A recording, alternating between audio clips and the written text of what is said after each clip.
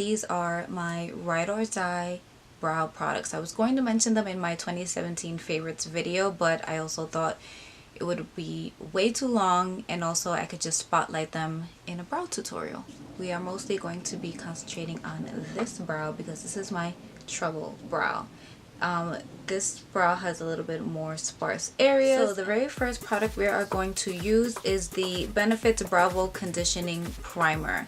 I love this, and it's exactly what it says. It's a primer for your brows, and it's this gel-like substance. It's only in this one color, and it's to basically tame your brows if you have unruly ones like mine. They're always doing their own thing. So it's like this gel-like substance, and it basically just primes your brows for all the other products. And it also combs out your brows and puts them, as you comb through it, they stay exactly where you want them. So it kind of like cuts the time in half of having to go back in, comb your brows when you're doing your look. When you're doing your shading in, when you're doing your filling in, whatever step. So as you can see, like I mentioned, you see the little sparse area I have there. That's exactly why when I have a full face of makeup, I just shade in my brows, because I have pretty good brows. I've never done my brows before in my life. I do them myself. I just pluck this here and obviously like the under just a tad, but I have a full-blown fear of getting my brows done, so don't judge. Next product is the Anastasia Beverly Hills Tinted Brow Gel, and this is in the shade Granite. And what I do with this is, as you can see, the conditioning primer made my brow a little darker. So I combed it down, and it made it a little darker. And what this is going to do is do most of my filling in. I love the fact that this stuff, oh my goodness, the consistency is so light. The brush helps it comb everything on. The brush is like so precise, not too small, not too big, and it can get a tiny bit clumpy sometimes, but all you have to do is comb over it. It doesn't dry that quickly, which I love. The fact that it's a lightweight formula lets you do it at your own pace. And as you can see, my brow is just getting darker and darker. And this really beats having to use the eyebrow pencil.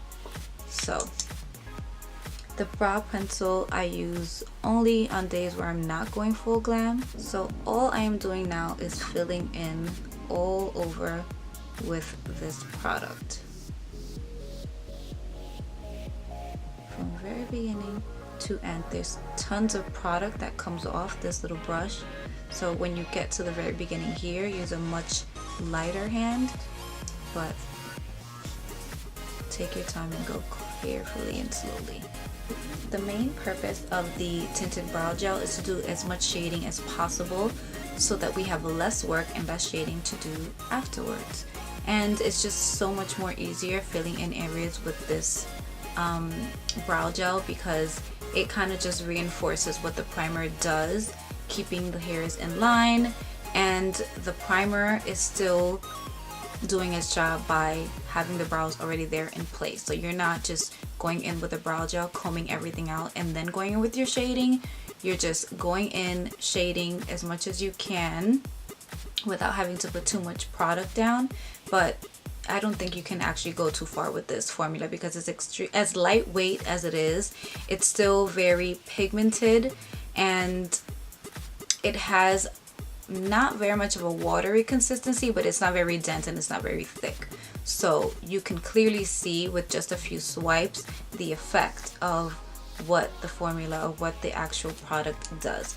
So I love this stuff. This is the Anastasia Beverly Hills Dip Brow Pomade in also shade Granite. So it's this pomade. It's the opposite of the brow gel. Very thick, very dense, but it totally works. It makes sense as to why it is that way. So I also got the brush. It did not come with it. I had to buy it. It's separate, it's number 12, and it's an eyebrow brush. Obviously I don't really need this much because our brow is already set and in place, but I will tell you in a second what I use this end for. So I'm going to dip very gently, like barely go in. I just swipe the brush down very gently, coat the very tip of the brush, and I just continue to shade. I'm not much of a shaper because I feel like that's so much pressure, but I just continue to shade in those areas, whereas the brush is much more specific, much more detailed than the brow gel brush. And then I don't have a specific order for this, but I just go in a little bit higher as I fill in and shape my brows, because we already covered the middle area. So I like to start in a little area and then go in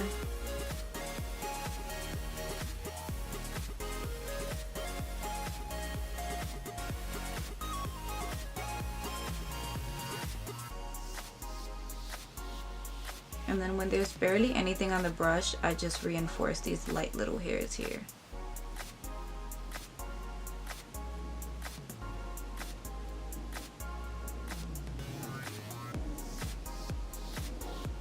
So when the middle is very much full and dark, what I like to do is, what am I in focus? What I like to do is then I start doing the edges very slightly. All I'm doing is reinforcing the shape of my brows, and what helped me do that was coloring them in with the brow gel and even the primer. So once I do the bottom, I just start doing the top a little, and I'm just outlining my brows, making them consistent with the shading. And as you can see, I just need to dip into it once and then do the entire top of the brow.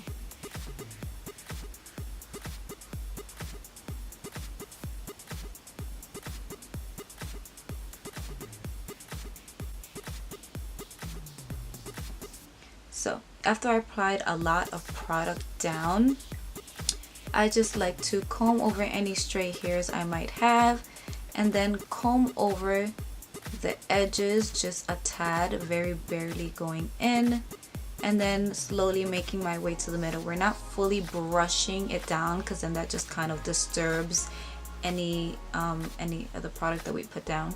We are very gently combing through the top just to make sure there isn't any heavy amounts of product sitting on top and no harshness going on. So the spoolie, which is this end, really helps decrease any harshness or calm down that density that we formed on the top of the brow. So making sure there's no harshness, there's not too much product, and you can repeat this step until you are perfectly satisfied, because you're just not going to go in with lots of gel, lots of the dip brow, and expect it to be perfectly combed over. What the spoolie does is just make sure everything is coinciding and blending in together. And like I said, if there's any stray hairs, just combing that right back into place. And then if you seem to have combed off any product, it's okay, just go right back in, gently tapping into the dip brow pomade, and then go right back in to any areas that look sparse, or if you still have some shaping to do on the top and bottom, do that as well. I really truly like or love a natural looking brow more than I love a bold filled in brow. So my little touch is taking the spoolie and making sure that the very beginning here, just brush it upwards, make it a little unruly looking so that it's not just like bam, a brow. So I like to touch this up, raise these hair a little bit so it can look a bit natural. So raising these hairs and then brushing the middle a little bit, taking away a little bit of product just so that it's like an ombre looking effect in the middle here, so it doesn't go to just light and super dark.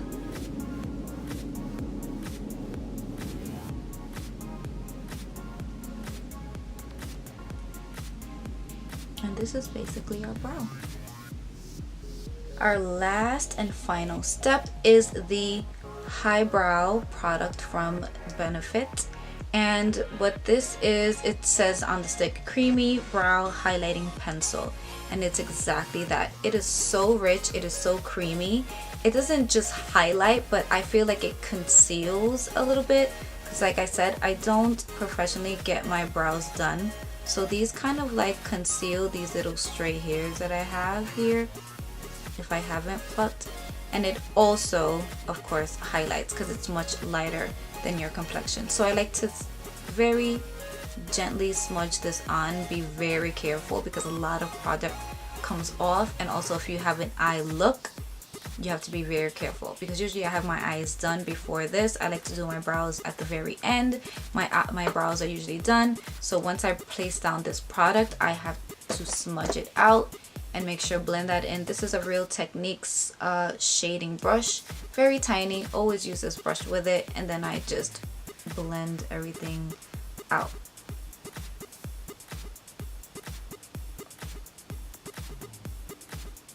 Going sideways and then even pulling it down a little bit. When that's done, sometimes I go in with my finger just to make sure that everything, I didn't put down too much product and everything is blended out evenly, and that I feel it's not too cakey. And then sometimes I do it with the top of the brow because I have little strays there as well. And blend that out.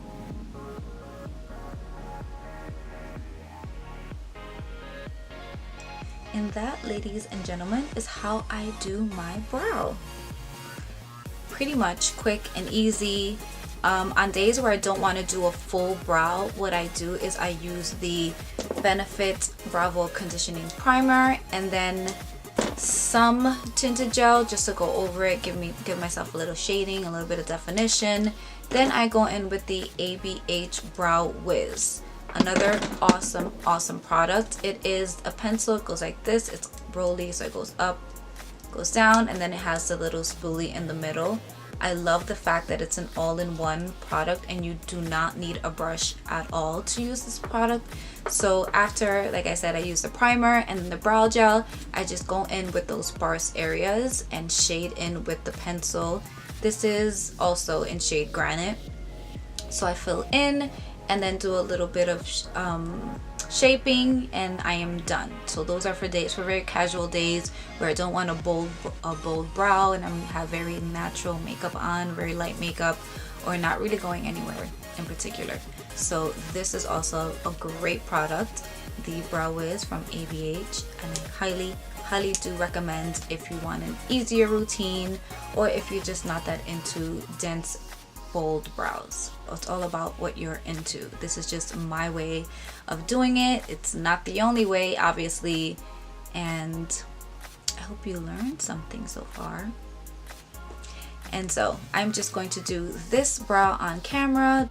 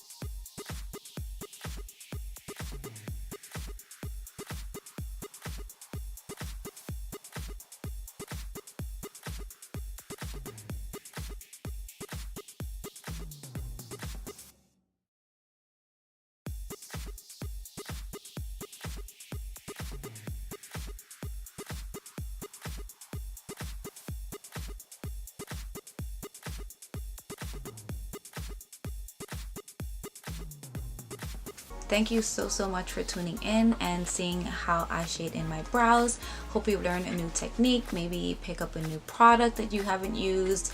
These are all the products I highly recommend and that I totally live by, my ride or dies. So once again, thank you. Do not forget to like and subscribe, and I'll catch you guys on my next one. Bye guys.